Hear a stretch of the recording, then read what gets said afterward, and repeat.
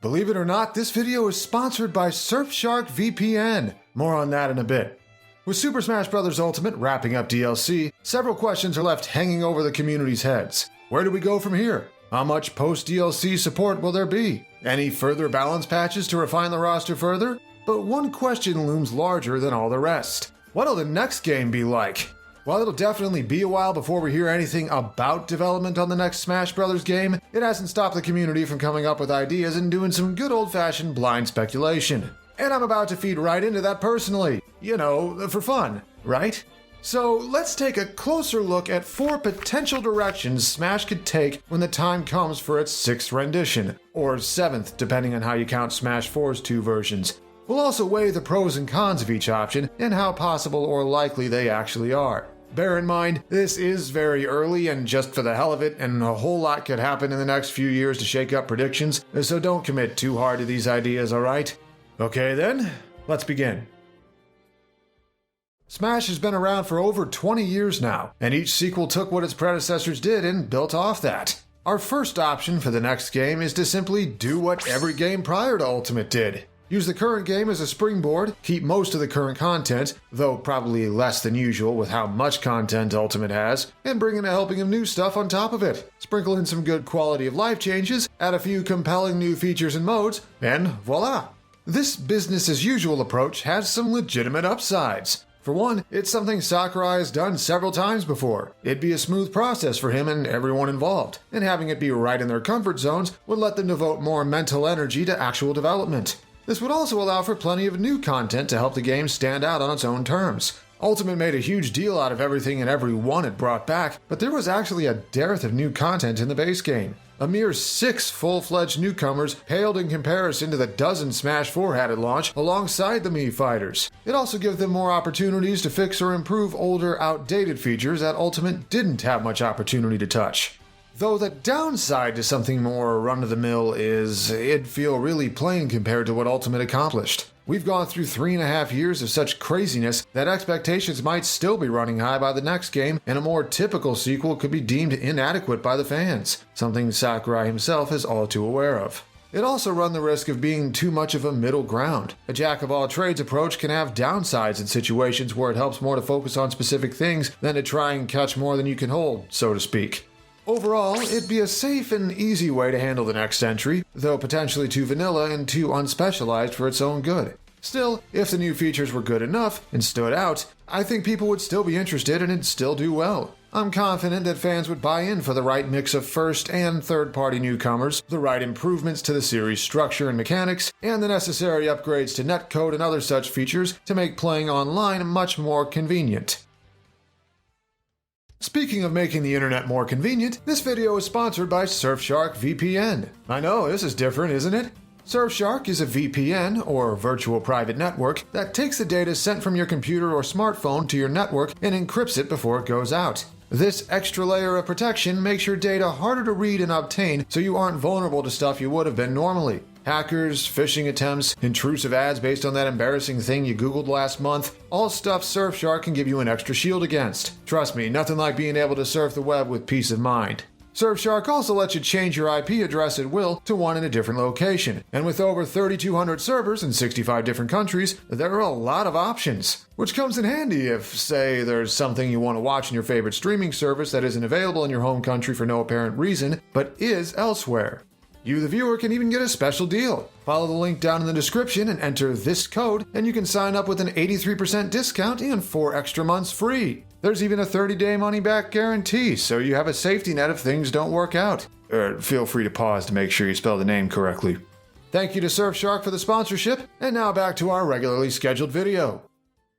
So staying the old course for Smash could work if it was done right, but it might not cut it for the next game after what Ultimate accomplished. The series has built itself to such lofty heights that it's hard to build much further. So maybe the best course of action would be hitting the reset button. Rebooting Smash Bros. And starting anew would be a chance to give the series a fresh start. The roster, game modes, mechanics, and other features could see significant shakeups to ensure this reimagining of Smash could stand out on its own terms. Hey, other fighting game franchises have done it, though with mixed results.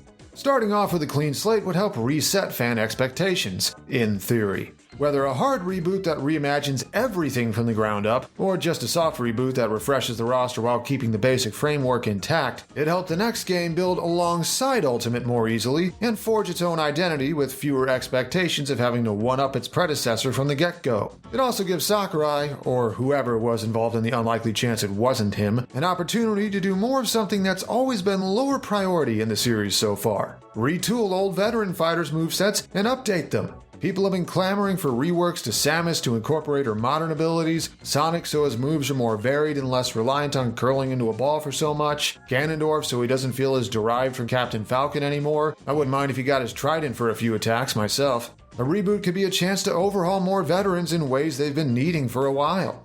That said, with a creative direction like this comes something that might not go over so well: a smaller base roster. We've already seen disappointment and fiery backlash every time characters get dropped between games, and the reboot path would inherently lead to more cuts than any other at launch. And any changes made to retool or update existing fighters could run the risk of changing their playstyles in ways that alienate their current players, which is a big reason why Sakurai and crew have played it safe with that so far. And while a reboot would have an easier time creating its own identity and standing out next to Ultimate, it also need to nail that more than any other option. Overall, a Smash reboot would be a choice with higher risk, higher reward, and potentially higher chance of happening. If they screwed it up, all we'd have is a version of Smash with a lesser roster and lesser gameplay. But if they walk the tightrope just right, the result would be a refreshing new take on series conventions with a roster that feels appealing despite its smaller size. Both options we've covered so far have been more grounded, more realistic. In situations like these, it pays to keep the big picture in mind and rein in our expectations. But what if all this talk of playing it safe ends up completely unnecessary? What if, somehow, Sakurai and all parties involved pull off another miracle and bring everyone back again? A follow-up that takes what Ultimate accomplished and elevates it even further.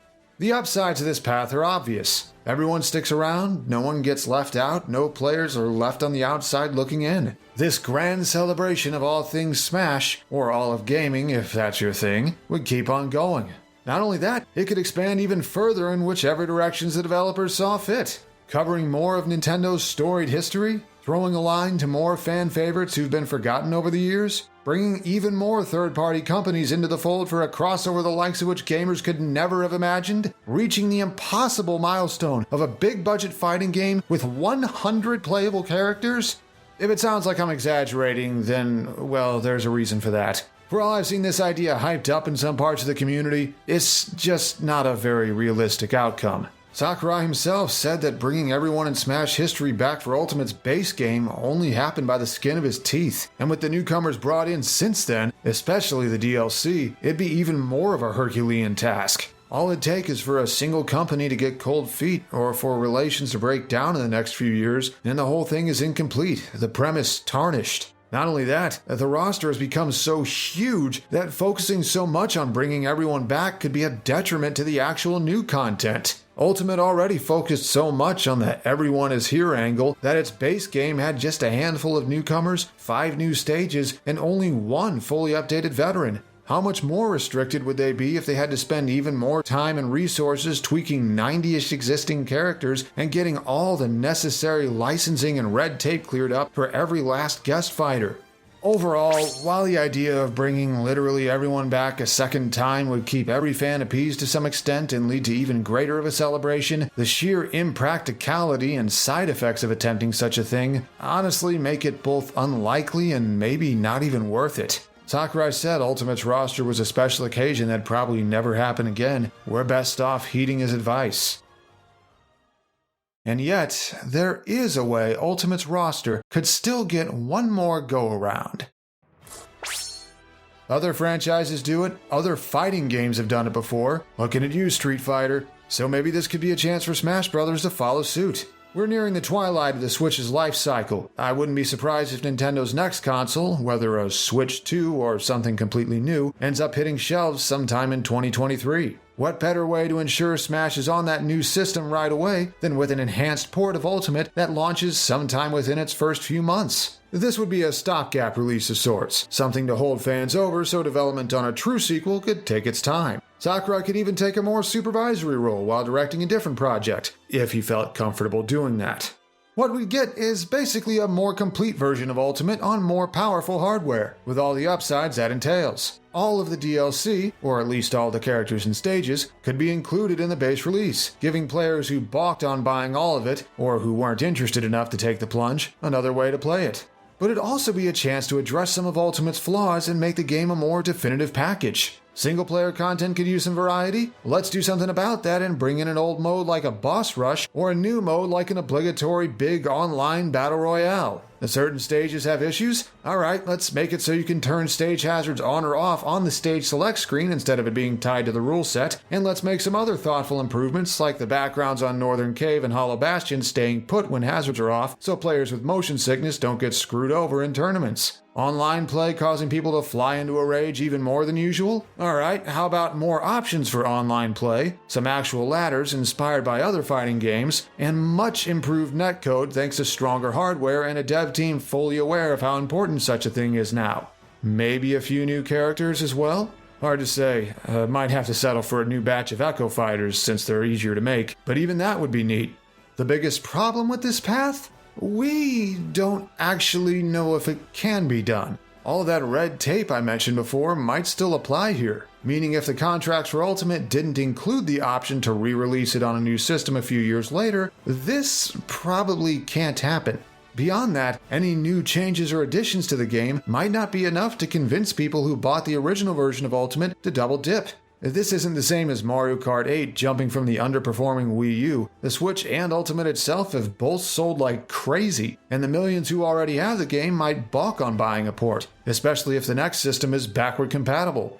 And this is a smaller thing, but a shorter turnaround would also give the Smash community less time to settle between games, and its worst tendencies would come right back to the forefront. I'm not sure if I'm ready for that kind of toxicity all over again.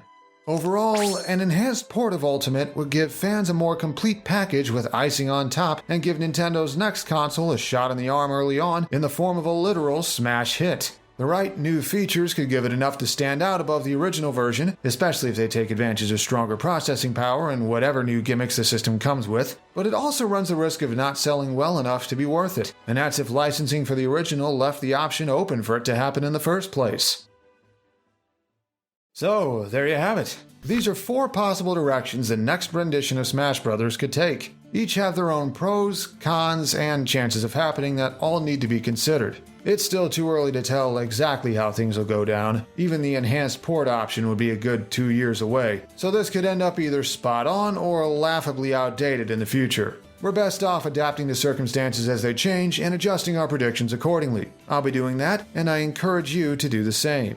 But until then, nothing saying we can't have some fun coming up with ideas and theories, as long as we don't take it too seriously. And if you're interested in me doing more videos about topics like this, then hey, speak up. Special thanks to these people here for helping make this video happen, especially my patrons for their continued support. Don't forget, in the near future, patrons will be getting new benefits like a chance to choose which characters my series Challenge You're Approaching will design Smash movesets for. And thanks again to Surfshark VPN for offering to sponsor this video. Don't forget to check the link down below if you're interested. So, until next time, hopefully the future is a bright one. Hopefully.